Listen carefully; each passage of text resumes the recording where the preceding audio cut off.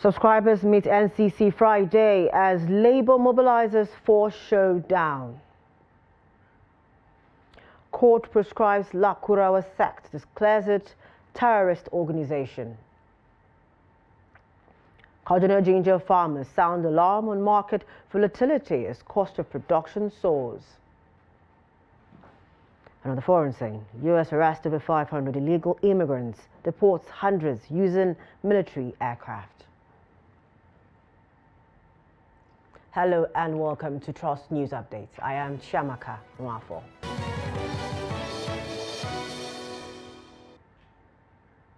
Good morning. Thank you for joining us. Now, the National Association of Telecommunications Subscribers will engage the Nigerian Communications Commission on Friday, seeking a possible reversal of the 50% telecom tariff hike to 10% as the Nigerian Labour Congress signals readiness for protest. The federal government approved a 50% increase after operators initially requested a 100% hike. However, subscribers are pushing for a 10% adjustment, and if talks fail, they plan to file a lawsuit next week to challenge the decision. The hike, the first in over a decade, is aimed at revitalizing the struggling telecom sector, which contributes about 14% to Nigeria's economy and has continued to spark widespread debates and controversies. The Labour Union, led by Joseph Ajero, criticized the increase on Wednesday, describing it as an added burden on Nigerian workers who earn less than $50 per month as minimum wage. The union warned of potential collective action, including a nationwide boycott of telecom services to compel the government and the NCC to reverse the decision. Speaking on the development on Thursday, NADCOM's president, Adeolu Ogunbanjo, expressed concerns about court litigation over the matter, while stating that such actions would harm investor confidence in the Nigerian market, especially as the government works to attract foreign investment. Tariff rates on phone calls and messages have remained unchanged, even as operators face rising costs fueled by inflation, exchange rate volatility, and substantial investments needed to meet increasing consumer demand. Residents of Lagos have urged mobile money operators to ensure robust network services as mobile money transactions via smartphones become increasingly prevalent. This follows a report from the Nigerian Communications Commission (NCC), which revealed a surge in internet users with smartphones as the primary access point. Here's more. As Nigeria undergoes rapid technological advancements, mobile money operators (MMOs) are primed for substantial growth. The industry anticipates a significant rise in smartphone penetration, projected to reach 65% by 2026, propelling mobile money services to new heights. The surge in smartphone penetration amidst Nigeria's burgeoning internet and mobile phone access is a key driver for mobile financial services. A business expert speaking off camera to Trust TV emphasized that increased smartphone adoption will significantly enhance financial inclusion for millions of Nigerians previously excluded from conventional banking services. On the streets of Lagos, residents shared their views on the growing trend of using smartphones for mobile money transactions. Many highlighted the crucial need for effective network services from all mobile money operators to ensure faster and more reliable transactions for future generations. They should keep to their network. The network is good and not really bad like the other bank. It will help people very well. You transact money on your mobile app, instantly you see the money, you send money, you see so the network is very, very important. It will help the mobile banking than this other banking or something like that. So, and that's all. I think the network. Smartphone and mobile money, I would say it has been easy, it has been convenient, less stressful. Instead of running around going to the bank, so you can just do your transaction with your mobile money on your smartphone, in your home, convenient, in your office, wherever you are, you can just use it and do your transaction. Something that is important there is network. In this country, Nigeria, we don't have good network. we can have good network. Sometimes when you want to transfer money all the time, network failure, this or network failure. So we need to improve in that network in this Nigeria, this country. All this new mobile banking is helping the people a lot for now. As of now, it's helping us during the time of to go bank, and you begin the process of the bank. You can see now you can use our phone to do anything. Our phone is helping us a lot nowadays. You cannot go bank and begin to do other things, bringing your documentation. You can just using your phone to do whatever that you want to do. Even to cash your money, you can use only your phone. As far as now we are going to the cash transaction in Nigeria, you can see that it's helping us a lot. The future of mobile money in Nigeria appears promising, with smartphone penetration projected to rise significantly in the coming years. The sector's growth potential is immense. Nigerians are therefore positive that mobile money operators will expand their customer base, integrate innovative technologies, and offer a wider range of robust and effective network services to meet the growing demand for digital financial solutions. The suspended resident electoral commissioner REC of the Independent National Electoral Commission, INEC, Barrister Hudu Yunusa Ari, has pleaded with the Adamawa State High Court to adjourn the case against him indefinitely. Ari, through his counsel, M. Tijani, approached the court presided over by Justice Benjamin Manji Lawan with an application dated January 21, 2025, requesting a stay of proceedings in the substantive case. The defendant argued that the adjournment was necessary pending a ruling on an application he had earlier filed before the Court of Appeal in Yola, the state capital. However, the state's counsel, Chief L.D. Nzadon, opposed the application, describing it as a blatant affront to the rule of law and the administration of criminal justice. Nzadon argued that under the law governing criminal matters, no application of his nature should be entertained, and urged the court to dismiss the request outright. After hearing submissions from both counsels, Justice Benjamin Lawan adjourned the case to January 30, 2025 for a ruling on the application.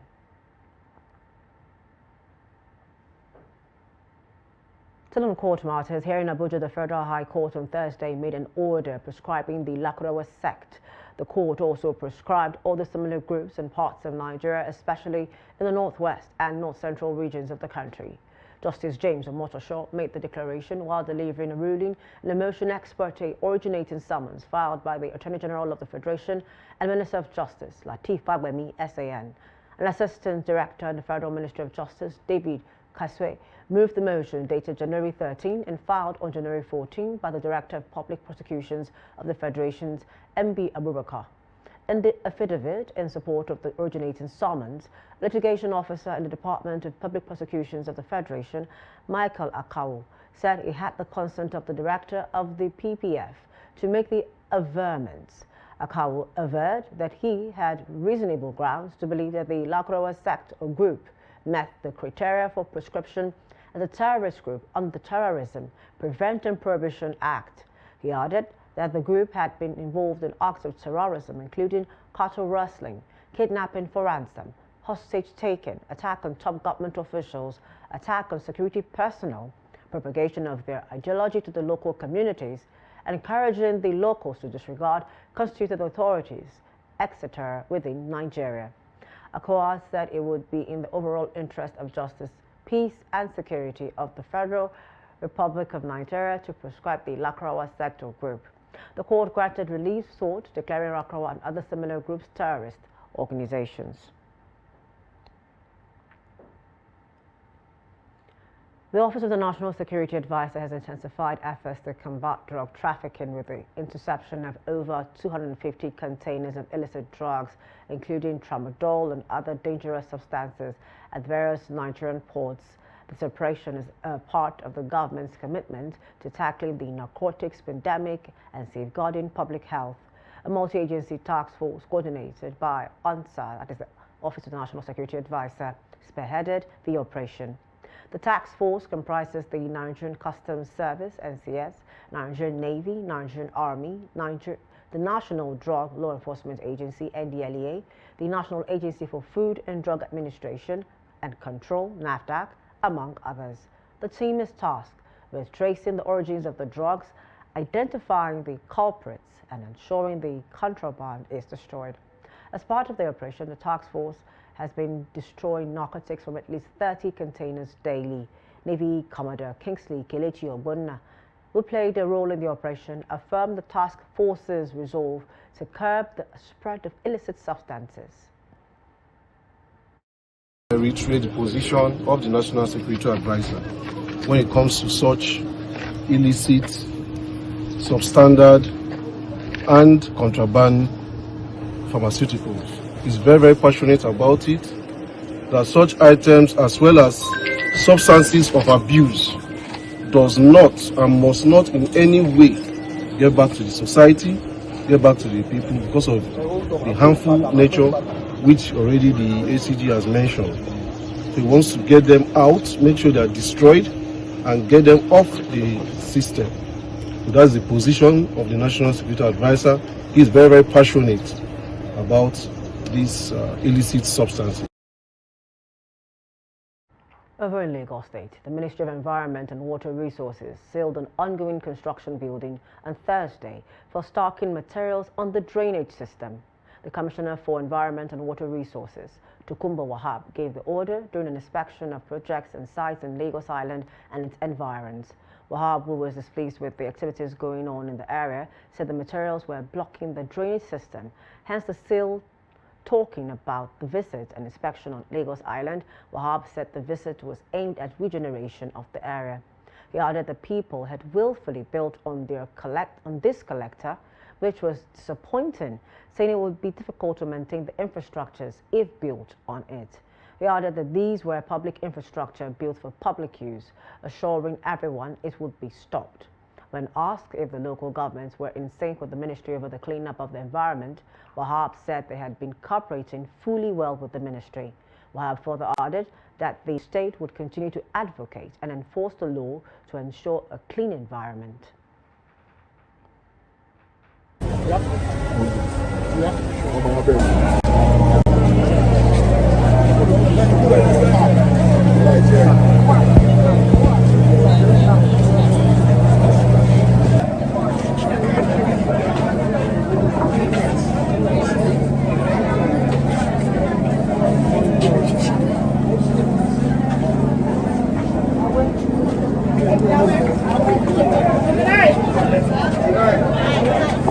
Less than 3, it's less than point.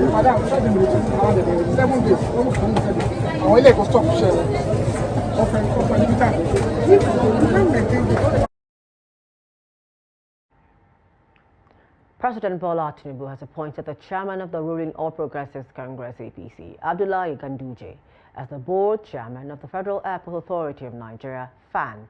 Also appointed is the APC National Secretary, Senator Bashiru Ajibola, as the board chairman of the National Sugar Development Council, NSDC. The special advisor to the President, Information and Strategy, Bayo Onanuga, announced the appointments in a statement on Friday. He said Tinubu appointed former Deputy Governor of Kebbi State, Suleiman Argungu, as the chairman, Nigeria Bulk Electricity Trading Company. Similarly, a long-time ally of the president and former senator representing Rivers Southeast, Magnus Abe, made the list as the chairman, National Agency for Great Green Wall. According to the presidential spokesman, Tinubu directed the board chairpersons not to interfere with the management of the organizations, emphasizing that their positions are non-executive. This is still news update on Trust TV. Still to come. Kaduna ginger farmers sound alarm on market volatility as cost of production soars. When we return, more news. Welcome back. Thanks for staying with us. A recap of our top stories. We told you that subscribers meet NCC Friday as Labour mobilizes for Showdown. Also informed you that the court has prescribed Lakurawa sect declares it a terrorist organization. To more stories, ginger production is gradually becoming unaffordable for peasant farmers in Kaduna as the high cost of production is hindering the expected bumper harvest of the produce in the state. Amidst the harvest period, the price of a bag of ginger has surged to hundreds of thousands, with farmers in southern Kaduna saying they will lose their source of livelihood if the situation is not addressed. Trust TV's Bello Musa, who visited some ginger farming communities in southern Kaduna, reports that the farmers are struggling to survive. The southern part of Kaduna State has long been the largest ginger production area in Nigeria, producing over 70% of the country's 726,000 metric tons of the crop. In 2023, a severe fungal disease swept through southern Kaduna, decimating ginger yields and leaving farmers with significant losses. The aftermath of this calamity has been compounded by soaring prices for essential farming input, making the ginger farming a risky endeavor for many farmers in the area. To yanzu wanda na kala na kawo na sai da shi 20,000, 120. To idan I can't buy seed. The ginger I bought here, I sold at the rate of 150,000. And a bag of seed is 205,000. I used to harvest 100 bags. But what I got this season is not up to a bag. A lot of farmers could not plant. Yes, they don't have the seeds, and then the price of the seedling again skyrocketed, escalated. With southern Kaduna ginger reckoned as one of the best in the world, the scarcity of the produce has led to a surge in the price of a bag of ginger, disrupting the entire supply chain. Ginger now it started this season 300,000. As I'm talking to you now, is about 600,000 per bag. Dried one, fresh one. Before you get a dry ginger, you have to cut like 3 to 4 bags of fresh ginger. Now fresh ginger is 250,000 per bag. This place was once dominated by ginger for export, but is now deserted due to low harvest of the produce. The exporters are expressing fear that Nigeria may lose its position in the global market as the second largest producer of the commodity if the situation is not arrested. Since the ginger is very small, the quantity is very small, we found out there's a very competitive in the market, even though there's no any single kilo is being exported now. For now, those people that are exporters, because the price locally is more than that of overseas for now. So anybody that is buying now is just for local consumption within West Africa. So that is the reason why we found out that some of us will lose customers from overseas, those people depending on the ginger coming from Nigeria. If we continue, there's no ginger, they will ship their demand to other countries. The few farmers who were able to farm ginger this season have to employ the service of local vigilantes to protect their farms from thieves who visit the farms in the night to illegally harvest the ginger. Local thieves, they are the ones that will make this issue will be a problem. Because those people that are trying to keep the seedling, you will find out that they are going in the night digging the seedling. Even those people that are covered their ginger for seedling, they will find out that they set it ablaze by fire. You find out that that's the issue that we are facing. You find out that somebody today is digging his ginger. He cover it, you want to keep for seedling, but half of the ginger has been docked. Yes. They have been still in the farm. As ginger farmers, we are appealing to the government to come to our aid because we incurred losses. Some farmers are now transitioning to growing other crops like turmeric, maize and soybeans, as these alternatives require less financial investment than ginger. From Jama'ah local government in the southern part of Kaduna State, Bello Musa reporting for Trust TV News. In the business scene, the Naira extended its appreciation against the dollar at the foreign exchange market on Thursday. FMDQ data showed that the Naira strengthened to 1,548 Naira 59 kobo against the dollar on Thursday from the 1,552 Naira 58 kobo exchanged on Wednesday.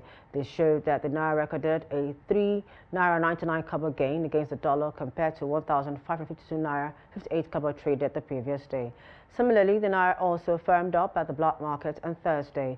This comes as the Naira closed at 1,650 Naira per dollar on Thursday from the 1,660 Naira exchange rate on Wednesday. This is the second consecutive day the Naira has appreciated in the foreign market. Olayemi Cardoso, the governor of the Central Bank of Nigeria, on Thursday said that the country's economy is expected to grow by 4.17% in 2025.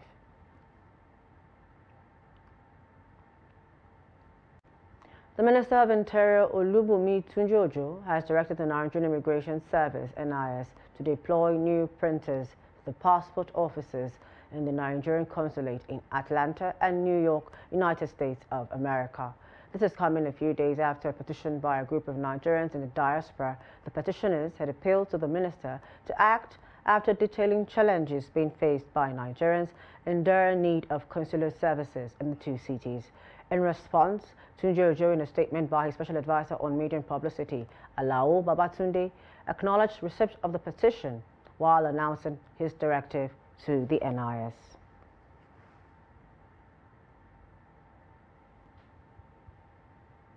U.S. authorities have arrested 538 illegal migrants and deported hundreds in mass operation just days into President Donald Trump's second administration, his press secretary said late Thursday. Trump promised to crack down on illegal immigration during the election campaign and began his second term with a flurry of executive actions aimed at overhauling entry to the United States. He has signed orders declaring a national emergency at the southern border and announced the deployment of more troops to the area while vowing to deport criminal aliens. Early on Thursday, New York City Mayor Ras J. Baraka said in a statement that Immigration and Customs Enforcement agents raided a local establishment, detaining undocumented residents as well as citizens without producing a warrant. Earlier in the week, the Republican-led U.S. Congress greenlit a bill to expand pretrial incarceration for foreign criminal suspects.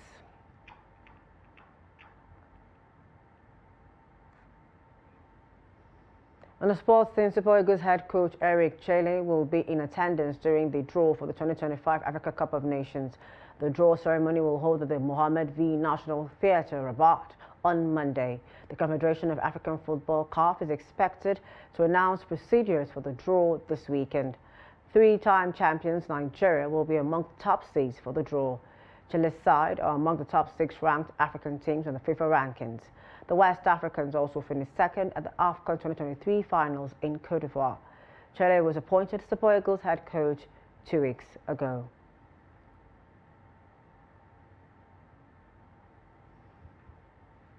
Before we go, and on a side note, former Minister of the Federal Capital Territory, retired Lieutenant General Jeremiah Oseni, is dead. He passed away on Thursday at the age of 82 after a protracted illness. His death was announced in a statement issued in Jos by Gyang Beri, the Director of Press and Public Affairs, to Plateau State Governor Caleb Mutfwang.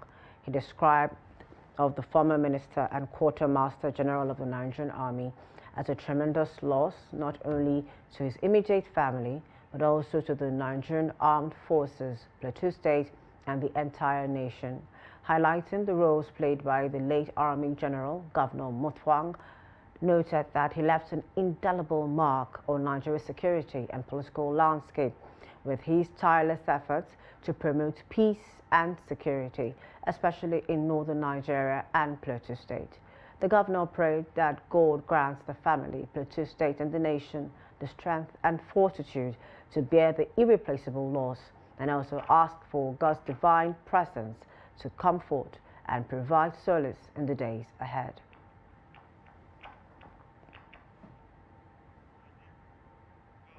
May his soul rest in peace. And that concludes news updates at this time. For more news, programs and documentaries, do want to follow us on our social media platforms and on our YouTube live stream. I'm Chamaka Mwafo. Thanks for watching.